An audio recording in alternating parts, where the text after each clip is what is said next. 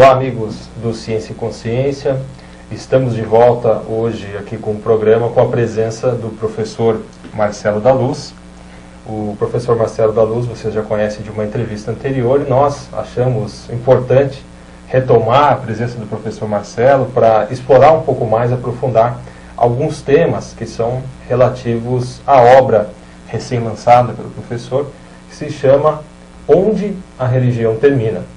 O professor Marcelo da Luz, para quem não conhece, foi religioso profissional, sacerdote católico, reitor de seminário e deixou a vida religiosa no ano de 2004. Tudo bem, professor Marcelo? Tudo bem, William. Tá bem. E hoje nós vamos abordar com um pouco mais de profundidade, vamos pedir uma ajuda sua para nós entendermos um pouco mais sobre a personalidade de Jesus Cristo. Na sua obra, você comenta que essa personalidade, que Jesus Cristo, foi construído ao longo do tempo. Você poderia explicar um pouco mais para a gente como foi essa construção? Sim. Importa primeiro dizer que quando nós falamos de Jesus Cristo, falaremos aqui não com o intuito de ofender as pessoas que são crentes ou de jogar lama, né, sobre esse personagem.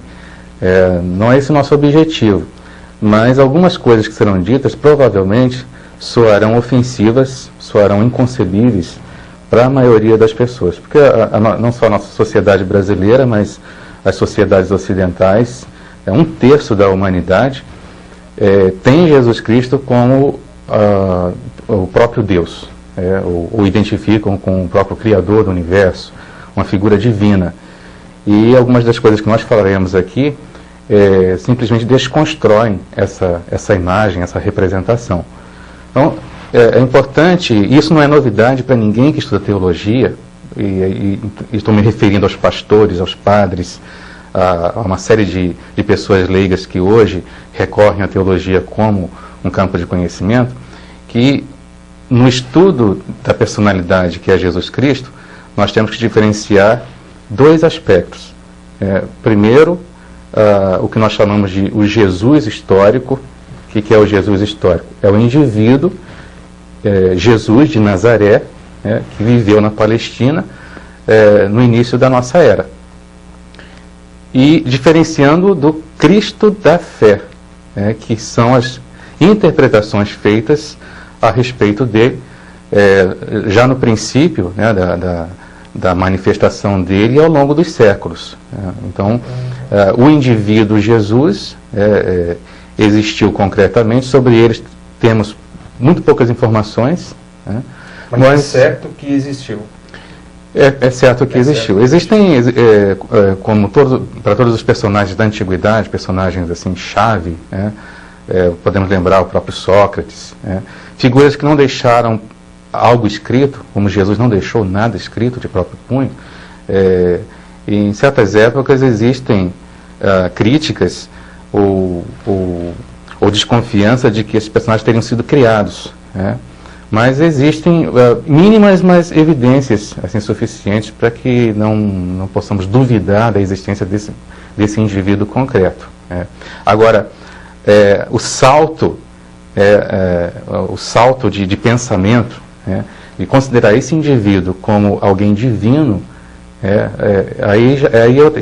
nisso está todo o problema. Então, o Cristo da fé, porque Jesus Cristo não é um nome próprio. Jesus de Nazaré, geralmente os personagens da antiguidade eram conhecidos pelo local de origem, Nazaré, a cidade na Palestina. E agora, Jesus Cristo é um título honorífico, Jesus o Salvador, o Jesus o ungido, é uma tradução de uma expressão hebraica, o Messias. Então, Jesus Cristo é aquele que é ungido, ou o Salvador do mundo, alguém divinizado. Então, nós temos que diferenciar esses dois aspectos nesse personagem que nós conhecemos como Jesus. Jesus Cristo é alguém construído historicamente. Por que isso? Se nós observarmos os evangelhos que nós chamamos de canônicos, são os 4 evangelhos oficiais, você encontra na Bíblia cristã, seja na versão católica como na versão protestante, embora tenham existido dezenas de outros evangelhos que não entraram nessa lista oficial. Se você observa a história de Jesus contada nesses evangelhos, você vai perceber que existe uma evolução, um crescendo nessa questão da idealização dessa figura, né? Da consideração de que ele era um homem excepcional, um homem carismático, alguém que exercia uma influência grande sobre as pessoas, a paulatina, a gradual consideração de que ele era divino. Então, hoje existe um consenso entre estudiosos de que o Evangelho segundo Marcos foi o primeiro evangelho a ser escrito algumas dezenas de anos depois da morte de Jesus. Então, até esse ponto, você tem histórias de pescadores. Você sabe histórias de pescadores, como os pescadores contam histórias, né? Todos os seguidores de Jesus eram pescadores. Então, ao longo de 30, 40 anos, né, você teve uma tradição oral. Ali pelo ano, só pelo ano 70, e isso aí é uma questão de debate entre os pesquisadores, você vai ter o primeiro evangelho, que é o Evangelho de Marcos. Ali, você tem sempre a consideração de Jesus como o Filho do Homem.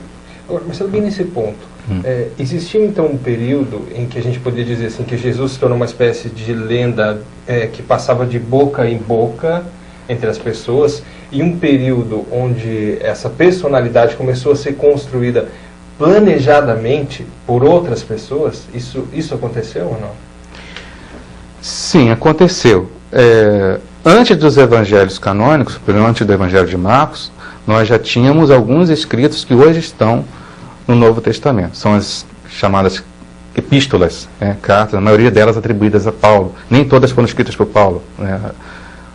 Uma série delas são apenas atribuídas a ele. Eram cartas esporádicas enviadas a certas comunidades que ele dirigia. O núcleo da mensagem de Paulo é a ressurreição de Jesus, morte e ressurreição de Jesus, como elemento fundamental para a redenção do mundo e dos seres humanos. Mas em nenhum momento Paulo considera Jesus como Deus. Ele considera Jesus como alguém muito próximo do Deus hebraico, mas jamais como Deus. Mas existe todo um enaltecimento dessa figura como um mediador único e sem o qual nós não teríamos a salvação. Mas em nenhum momento ele é apresentado como Deus. No Evangelho de Marcos, que é o primeiro, ele é considerado Filho de Deus. Mas sobre você nem imagina o volume de literatura que já foi escrito sobre isso. O que significa esse Filho de Deus? Os evangelhos seguintes, Mateus e Lucas, são praticamente cópias de Marcos. A maior parte do material que está neles vem de Marcos. E existe uma certa porção que vem de outras fontes. Mas eles também não chegam a afirmar a divindade de Jesus.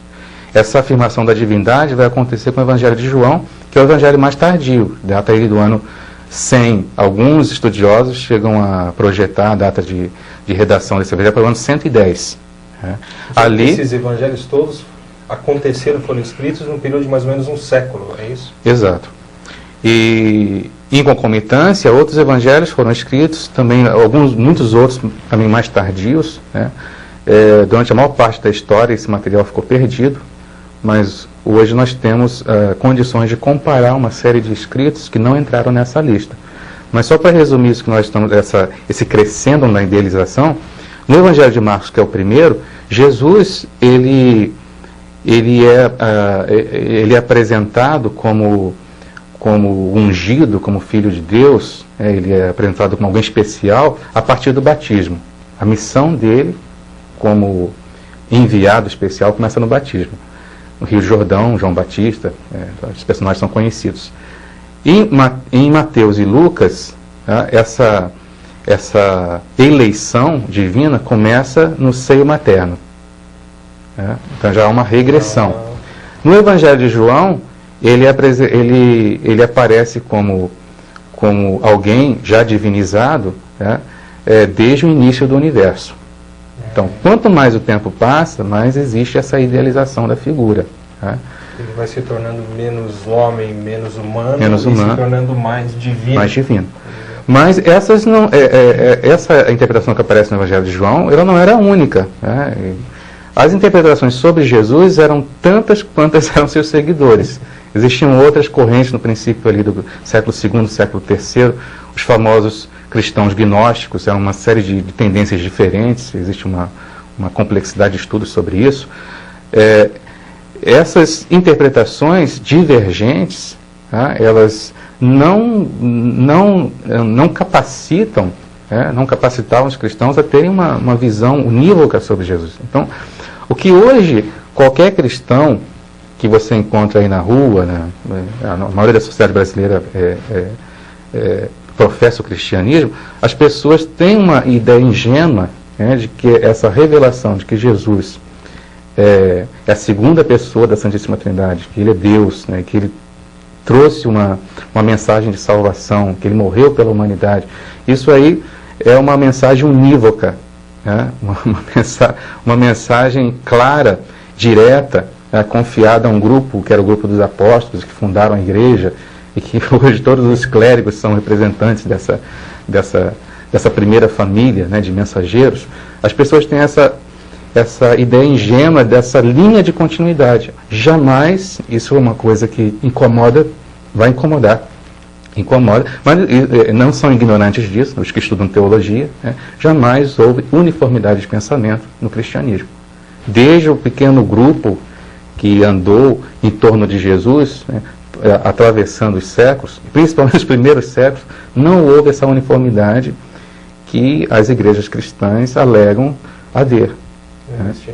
Agora, como foi essa seleção, vamos dizer, se existiam várias interpretações, né? Porque esses evangelhos são os evangelhos que chegaram até a atualidade, vamos dizer, são os evangelhos oficiais, né? Como é que vocês selecionam eles? Já no século II, começou a haver, nessa briga de correntes, né, ou nessa divergência de correntes, começou a haver um movimento que mais tarde se tornaria vitorioso. É o que nós chamamos de cristianismo oficial. Né? O bispo Irineu de Lyon, no século II, ele já era o defensor, né, de uma suposta verdade única, de um evangelho único, que seria o evangelho quádruplo, né? A mensagem de Jesus colocada nesses 4 evangelhos oficiais. Agora, é importante também para quem está nos assistindo saber que o que nós chamamos de evangelho não é uma biografia de Jesus, porque geralmente também essa é uma ideia ingênua, né, que a maioria dos crentes, a maioria das pessoas que ouvem falar em religião cristã, em evangelho, em Jesus Cristo, geralmente pensam nesse sentido. A história de Jesus é contada na Bíblia, né? Exato. E quando nós falamos de história de Jesus, nós temos essa ideia moderna de biografia, né? de um relato feito por alguém que observou o nascimento, o crescimento, a obra pública desse personagem, e que haveria coisas objetivas ali a serem descritas. Mas isso não é realidade. O que é o Evangelho? É um gênero literário que foi construído à parte. Né? Em que ele consiste? Ele consiste, na verdade, numa atualização, numa interpretação que atualiza os supostos ensinamentos de Jesus para pessoas que estavam vivendo certos problemas em certas épocas. Então, os primeiros os evangelhos oficiais foram escritos dezenas de anos depois da morte de Jesus. Ora, as comunidades nas quais esses evangelhos surgiram, elas eram compostas por indivíduos que estavam vivendo uma série de conflitos, uma série de problemas, e eles queriam saber o que Jesus faria ou diria no lugar deles. Né? Mas eles tinham essas histórias das quais ouviram falar, certos relatos de milagre aqui,